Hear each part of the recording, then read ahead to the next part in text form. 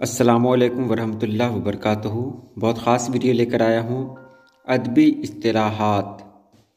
ادبی اصطلاحات میں آج ہم لوگ جانیں گے اصطلاح، عرفیت، اسلوب، ادب لطیف، آفاقیت، ایمیجری، ایجاز، آہنگ، ابتذال وغیرہ کے بارے میں، اور یہ بہت خاص ویڈیو ہوگی، مختصر تعریفی بیان کی جائے گی۔ تو چلیے ہم ویڈیو شروع کرتے ہیں۔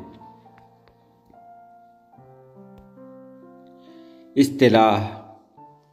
اصطلاح سے مراد ایسے الفاظ کا مجموعہ ہے جو حقیقی مفہوم کے بجائے کسی علم یا فن کے خاص مفہوم کی وضاحت کرے۔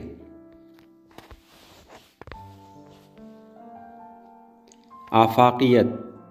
ادب جب حدود سے نکل کر اپنے عہدے یا ملک کے پڑھنے والوں کے علاوہ پوری دنیا کے لوگوں کو متاثر کرے، آفاقی ادب کہلاتا ہے، اور یہی آفاقیت ہے۔ آمد۔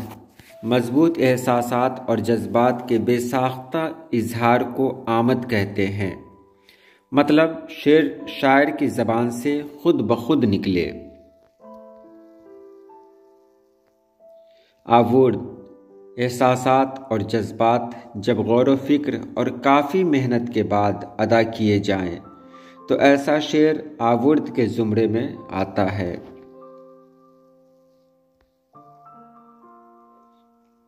آہنگ۔ اصوات و حرکات میں اگر مناسب اور یکساں وقفے آئیں تو وہ مل کر آہنگ کی شکل اختیار کر لیتے ہیں۔ عرفیت۔ ایسا ادب جو قاری کو تخیل کی بلندیوں تک لے جائے اور مسرت کا سامان بنے، وہ ادب عرفیت کہلاتا ہے۔ ایجاز۔ کم سے کم الفاظ میں اگر بھرپور معنی سمجھ میں آ جائیں تو اسے ایجاز کہتے ہیں۔ ابتذال۔ کسی بھی کلام میں گھٹیا، پست اور عامیانہ الفاظ کا استعمال ابتذال کہلاتا ہے۔ ادب لطیف۔ یہ ایک نثری اسلوب ہے جو خوشی اور لذت کے عناصر پر مشتمل ہوتا ہے۔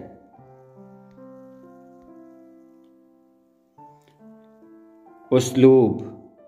تحریر کا خاص طریقہ جو عمومیت سے دور ہو اور اپنی انفرادیت کا اعلان کرے، اسلوب کہلاتا ہے۔ ایمیجری۔ جب کوئی شاعر مناسب الفاظ کا استعمال کر کے کسی چیز یا واقعہ کو اس طرح بیان کرے کہ وہ خیالی تصویر بن کر آنکھوں کے سامنے گھومنے لگے، اسے ہی ایمیجری کہتے ہیں۔ تو یہ رہی آج کی ویڈیو کیسی لگی ضرور بتائیں گے۔ اللہ پاک آپ سبھی لوگوں کو خوش رکھے، آباد رکھے۔ اللہ حافظ۔